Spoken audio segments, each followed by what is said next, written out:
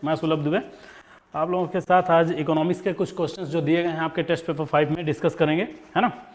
तो आइए बात करते हैं क्वेश्चन नंबर 3 से स्टार्ट करते हैं economics. Central government has recent revamped the Pradhanmantri Fasal Bima Yojana to make it more effective in this context consider the following statement. पहली बात तो आपको पता होना चाहिए कि प्रधानमंत्री फसल बीमा योजना जो है 18 फरवरी 2016 को लॉन्च किया गया, ठीक है। और आपको ये पता होना चाहिए कि 2020 में सेंट्रल ने अनाउंस किया कि अच्छा, इसके पहले जब लॉन्च किया गया था फसल बीमा योजना को, तो इसके पहले ये बोला गया कि फसल बीमा योजना उन किसानों के लिए मैंडेटरी है जिन किसानों का केसीसी बना हुआ है, ठीक, किसान क्रेडिट कार्ड, या ऐसे किसान जो कि किसी तरह के लोनी है, मतलब लोन लिया है जिन्होंने, ठीक है, तो उनके लिए एक मैंडेटरी किया गया था। लेकिन 2020 में गवर्नमेंट ने अनाउंस किया, गवर्नमेंट ने बोला कि अभी सभी के लिए वॉलंटरी हो चुका है, जो किसान इसको लेना चाहे वो ले सकता है और जो ना लेना चाहे नहीं ले सकता है, और 2020 के इस खरीफ सीजन से इसको ले सकता है। खरीफ सीजन तो आपको सबको पता ही है कि समर और मानसूनल क्रॉप जिनको बोलते हैं, जून से लेकर अक्टूबर तक चलता है, ठीक है, जिसमें धान की खेती वगैरह होती है, ठीक। और रबी भी पता है आपको, विंटर क्रॉप्स बोला जाता है अक्टूबर से फरवरी तक, जिसमें गेहूं वगैरह, चने वगैरह, ये सबकी खेती की जाती है, ठीक है। आइए बात करते हैं इसमें कुछ इसमें दिए गए हैं आपके स्टेटमेंट्स, उनको करेक्ट निकालना, हमें स्टेटमेंट एलिमिनेट करना है। The enrolment under the scheme is made voluntary for all farmers. हमने बताया ना कि 2020 में इसने क्या कर दिया है कि वॉलंटरी कर दिया है गवर्नमेंट ने, कि जिसको चाहे वो ले, पीएमएफबीवाई जिसको चाहे न ले। To protect farmers interest there is no limit on central subsidy. थोड़ा सा यहाँ पे बात करेंगे, यहाँ पे लिमिट दी गई है, जो दिया गया है नो लिमिट ना, तो स्टेटमेंट करेक्ट नहीं है, यहाँ लिमिट दी गई है। लिमिट ये दी गई है कि जैसे अगर खरीफ की फसल है तो उसमें 2% की मतलब सब्सिडी दे रही है, रबी की है तो 1.5% की दी रही है, जैसे कि कोई एनुअल कॉमर्शियल क्रॉप है तो उसमें 5% की सब्सिडी दी जा रही है, ठीक है। तो इस तरीके से क्या है कि एक लिमिट दी गई है, सेंटर द्वारा डिसाइड की गई है, राइट।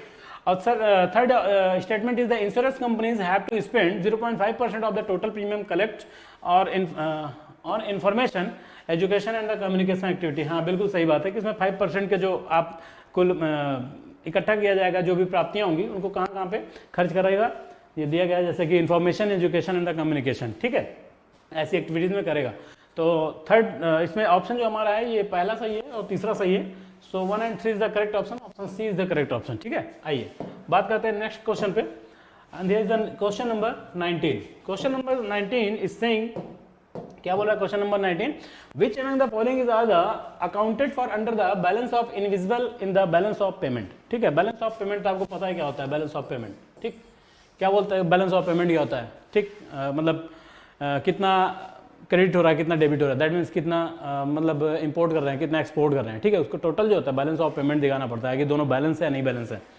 और हमेशा जो एक्सपोर्ट होता है वो अच्छा माना जाता है, ठीक है, बीओपी अच्छा करने के लिए, और इंपोर्ट जो होता है वो ठीक नहीं माना जाता है, ठीक। इसमें बोल रहे हैं कि अकाउंट फॉर, कौन सा responsible for under the balance of invisibles. Balance of invisible जो कि मतलब कि इनविजिबल मतलब क्या, जो दिखाई ना दे, उसका उसके साथ में बैलेंस। तो उसमें क्या क्या हो सकते हैं, सबसे पहले आपका remittance from the overseas migrants, हाँ बिल्कुल ये रेमिटेंस इसमें आएंगे, ठीक है।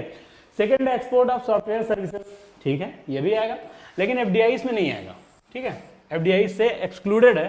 तो remittances from the overseas migrants और the export of software services, ठीक, सॉफ्टवेयर सर्विसेज है तो इनविजिबल है, तो ये जो भी इसका एक्सपोर्ट किया जाएगा वो भी इनविजिबल होगा, ठीक है। तो पहला और दूसरा is the correct answer, option B is the right here, okay. Come on next question, the question number 27, ठीक है। Question number 27, which of the following best describe the public stock holding programme. पहले समझिए कि public stock holding programme होता क्या है। अब आपको ये चीज मैं आपको बताता चलूं कि पब्लिक के लिए होल्डिंग करना है, क्या होल्डिंग करना है, स्टॉक करना है। ये एक तरह का गवर्नमेंट प्रोग्राम होता है, ठीक है, जो कि फूड सिक्योरिटी के लिए यूज किया जाता है। दैट मीन्स कि फूड सिक्योरिटी को होल्ड करके रखो, जरूरत पड़ने पर क्या हो, पब्लिक में डिस्ट्रीब्यूट किया जाए, ठीक है। तो जिससे क्या हो सकता है कि ऐसे टाइम पर कि जब किसी को खाने पीने की चीज़ें ना मिल रही हो, या जो लोग बहुत ही पॉवर्टी लाइन से बिलोंग कर रहे हो, ठीक, तो distribution, inclusive distribution of the cereals, inclusive distribution of the, आप कह सकते हो रिसोर्सेज, या रिसोर्सेज, ठीक है, उनका सबका वितरण किया जा सके। अब फूड सिक्योरिटी प्रोग्राम होता है तो इसलिए आपको पता है कि फूड सिक्योरिटी के लिए किया जाता है, ठीक है। अब बात करेंगे it refers to the purchase of the government securities by the central bank of country. ये नहीं, इसको ओपन मार्केट ऑपरेशन बोलते हैं। ओपन मार्केट ऑपरेशन में क्या होता है कि जो हमारा परचेज और गवर्नमेंट सिक्योरिटीज, आरबीआई के द्वारा क्या होता है, गवर्नमेंट सिक्योरिटीज को क्या किया जाता है, परचेज किया जाता है, ठीक है। It is a type of public offering in which share of a company और sold to the institutional investor. ये जो हमारा इंस्टीट्यूशनल इन्वेस्टर को सोल्ड किया जा रहा है ना, इसको बोलते हैं कि इनिशियल पब्लिक ऑफरिंग। क्या बोला जाता है इसको? इनिशियल पब्लिक ऑफरिंग, ठीक है, राइट। सी है, it is a means to ensure the food security by purchasing food from the farmers at the administered rates. मतलब फार्मर से एक पर्टिकुलर जो भी प्रशासित जो रेट दिया गया है उसमें परचेस करना, उसको स्टोर करना बाय द गवर्नमेंट। तो हमारा option C is the correct. D कहते हैं it is owning of one और more share of the stock in a joint stock company, ठीक है। तो इसको शेयर होल्डिंग बोलते हैं। ये प्रोसेस जो होती है इसको क्या बोला जाता है? शेयर होल्डिंग, ठीक है। तो we have the correct option, option C is the correct, right. Okay, next question, question number 30 question पे मूव करेंगे। इसमें स्टेटमेंट दिया गया है कि among the following can be share holders in the regional rural bank, ठीक है। Regional rural bank क्या होता है? रीजनल रूरल बैंक के बारे में आप सब लोगों ने पढ़ रखा होगा कि क्या होते हैं। और करंटली इस समय 56 RRBs हैं। कितने हैं?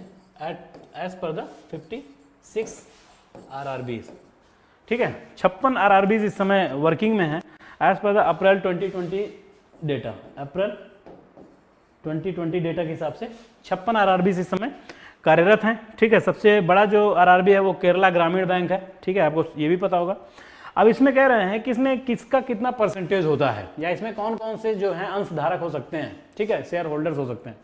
बोल रहे हैं central government, state government, sponsor banks, ठीक है। Select the correct answer using the code given below. तो इसमें जो सेंट्रल गवर्नमेंट होता है साहब, सेंट्रल गवर्नमेंट का पार्टिसिपेशन होता है 50% का शेयर होल्डर होता है, हमेशा ध्यान रखना। सेंट्रल गवर्नमेंट कितना का? 50% का। बाकी जो स्पॉन्सर्स बैंक होते हैं वो 35% के होते हैं। और जो हमारा स्टेट गवर्नमेंट होता है, जिस स्टेट में वो मतलब बैंक है जो RRB है, उसका 15% का शेयर होल्डिंग होता है, ठीक। तो इसमें जो 1 2 3 जो तीनों दिए हैं, ठीक है, तो तीनों की इसमें शेयर होल्डिंग होगी।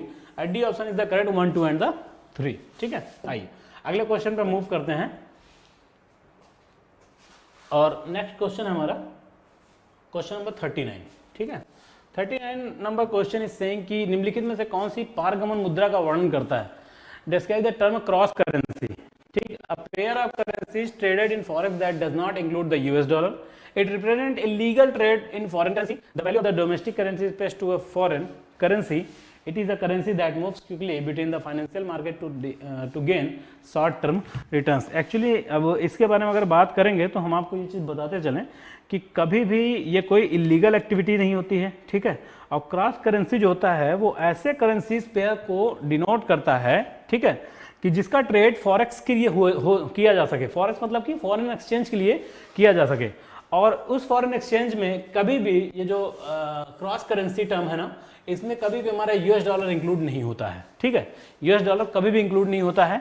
और जो कॉमन क्रॉस करेंसी की पेयर अगर देखा जाए तो यूरो और जापानीज येन, ठीक है, यूरो एंड जापानीज येन, ठीक है, इनको किया जाता है। अब देखो, अब इसमें होता क्या क्रॉस करेंसी मतलब, दैट मीन्स कि अगर यूरोपियन कंट्री कोई है, अगर वो जापान से कोई सामान खरीदती है, ठीक है, जापान से अगर कोई भी सामान परचेज कर रही है तो वो उसको यूरो में ही पे कर सकती है, ठीक। उसको जरूरी नहीं कि वो क्या हो जापानीज में पे करे, या जापान कोई कर रहा है तो उसको येन में ही क्या कर सकता है, उसको पेमेंट कर सकता है। लेकिन अगर हम इंडिया वाले अगर रुपीज में, ठीक है, अगर किसी से हम क्या कर रहे हैं, किसी से कोई चीज हम खरीद रहे हैं, परचेज कर रहे हैं, तो हमें क्या करना पड़ेगा? सॉरी, डॉलर के बारे में बात कर रहे हैं। अगर डॉलर के बारे में कर रहे हैं तो ये चाहे यूरो खरीदे चाहे येन खरीदे, लेकिन इसको हमेशा पे किस में करेगा? US डॉलर में ही करेगा, US डॉलर में ही पे करना पड़ेगा, ठीक है। इसीलिए बोला जाता है कि डॉलर को बहुत ज्यादा वैल्यू दिया जाता है, ठीक है। डॉलर ऐसे करेंसी जिसको बहुत ज्यादा वैल्यू दिया जाता है, राइट।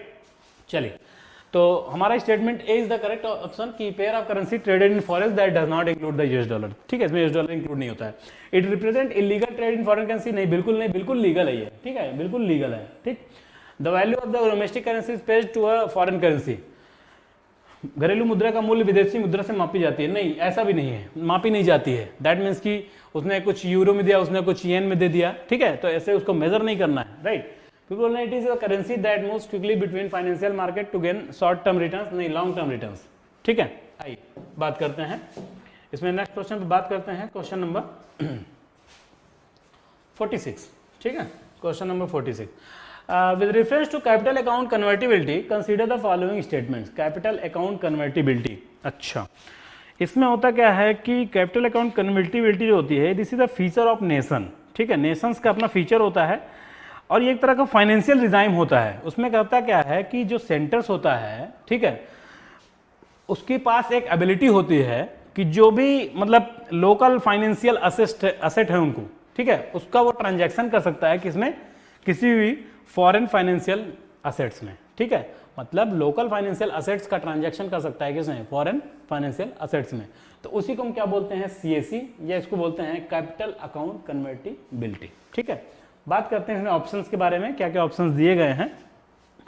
तो ऑप्शन यहाँ पे दिया गया कि it is freedom to convert local financial assets into foreign assets at the market determined exchange rate, ठीक है, हाँ बिल्कुल, पहले मार्केट का डिटरमाइंड एक्सचेंज रेट क्या है वो जान लेंगे, ठीक है, उसके बाद उसी एक्सचेंज रेट पे हम क्या करेंगे, कन्वर्ट कर सकते हैं, मतलब गवर्नमेंट कन्वर्ट कर। Full CSC could destabilise an economy due to massive capital flows in and out of the country. हाँ बिल्कुल सही बात है कि अगर हम कंप्लीटली अगर फुल सीएससी कर दें, मतलब जितना भी हमारे पास जो लोकल फाइनेंशियल असेट्स हैं अगर उनको पूरी तरह से हम अगर कन्वर्ट कर दें किसमें, फॉरेन फाइनेंशियल असेट्स में, तो ऑब्वियस सी बात है कि क्या हो जाएगा कि हमारी इकोनॉमी डिस्टेबलाइज कर जाएगी, ठीक है, क्योंकि बहुत ज़्यादा फ्लो हो जाएगा, या तो इन हो जाएगा तो उस करेंसी का हो जाएगा, आउट हो जाएगा तो हमारी करेंसी हमारे यहाँ से जाएगी, राइट।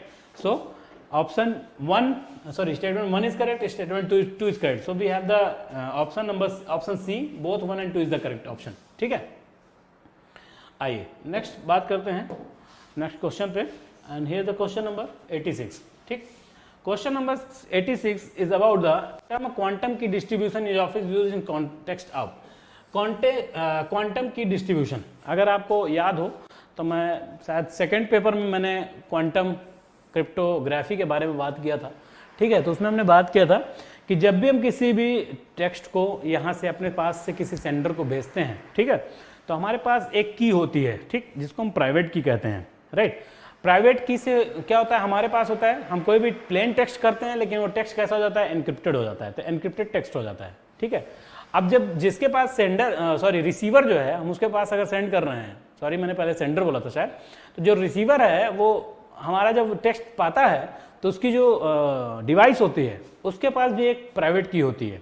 तो वो करता क्या है, प्राइवेट की क्या करती है कि जो भी एनक्रिप्टेड टेक्स्ट थे उनको तुरंत चेंज कर देता है किसमें, प्लेन टेक्स्ट में, और फिर वो डिवाइस पे डिस्प्ले होता है प्लेन टेक्स्ट, जो हमने यहाँ से भेजा था लिख के वही वो वहाँ पे वो क्या करता है, फाइंड आउट होता है उसको, और वही चीज़ वो पढ़ करके समझता है। क्वांटम की डिस्ट्रीब्यूशन में हमेशा क्या होता है कि हम फोटॉन्स का यूज़ करते हैं एज अ प्राइवेट की, और फोटॉन्स क्या होते हैं, एनर्जी के पैकेट होते हैं जिनको इलेक्ट्रॉन, बंच ऑफ इलेक्ट्रॉन भी बोला जा सकता है, क्योंकि इलेक्ट्रॉन हमेशा 2 फॉर्म में होता है, पार्टिकल फॉर्म में होता है और एक हमेशा वेव फॉर्म्स में होता है। तो इलेक्ट्रॉन का अपना अपना स्पिन होता है, स्पिन एक क्लॉकवाइज स्पिन, एक एंटी क्लॉकवाइज, हमेशा 2 पेयर इलेक्ट्रॉन अलग अलग स्पिन के होते हैं, चीज़ आपको पता है। तो जैसे कि डिस्ट्रीब्यूशन अगर इस इलेक्ट्रॉन के फॉर्म में जाएगा तो अगर बीच में अगर कोई हैकिंग करेगा तो उसमें स्पिन का कॉन्सिक्वेंसेस गड़बड़ा जाएगा, ठीक। जब कॉन्सिक्वेंसेस उसमें डिस्टर्ब होगा तो पता चल जाता है कि यहाँ पे हैकिंग हो रही है, और तुरंत क्या करेगा, वो पूरा की ही चेंज कर देगा, राइट, पैटर्न चेंज कर देगा ऑटोमेटिकली। तो इस तरीके से वो क्या हो जाती है, एक बहुत ही सिक्योर कम्युनिकेशन नेटवर्क होता है जो कि हैक प्रूफ होता है, right. B option, gene therapy to prevent the mitochondrial disease, इसको क्या बोलते हैं, माइटोकॉन्ड्रियल थेरेपी बोला जाता है। क्या बोलते हैं इसको, माइटोकॉन्ड्रियल थेरेपी। और साइंस के जो स्टूडेंट होंगे या मैंने साइंस में पढ़ा होगा तो हम 3 पेरेंट चाइल्ड पढ़ते हैं, यहाँ पे क्या पढ़ते हैं, 3 पेरेंट चाइल्ड, ठीक है। तो these are called the mitochondrial therapy. Production of the solar energy, सौर ऊर्जा का उत्पादन, ठीक है, वो तो आपको पता है सोलर सेल से होता है। फूड सिक्योरिटी इंफ्रास्ट्रक्चर, उसमें जो भी एपीएमसीज वगैरह बनती हैं, जो भी मंडियाँ बनती हैं, ठीक, उसमें सब सारी चीज़ें आजकल बहुत सारी न्यूज़ में है सारी चीज़ें, right. So we have the 86 question, correct statement we have the statement A, ठीक है, option A is the correct. So यहाँ पे secure the communication network. Okay, let's move the next question, question number 87। Okay, question number 87, question number 87 is about the deep fake. This is the term deep fake, right, deep and fake, that means कि गहराई से fake किया जा रहा है कोई चीज में, उसमें जो भी डुप्लीकेसी है बहुत ज्यादा अंदर तक है, राइट।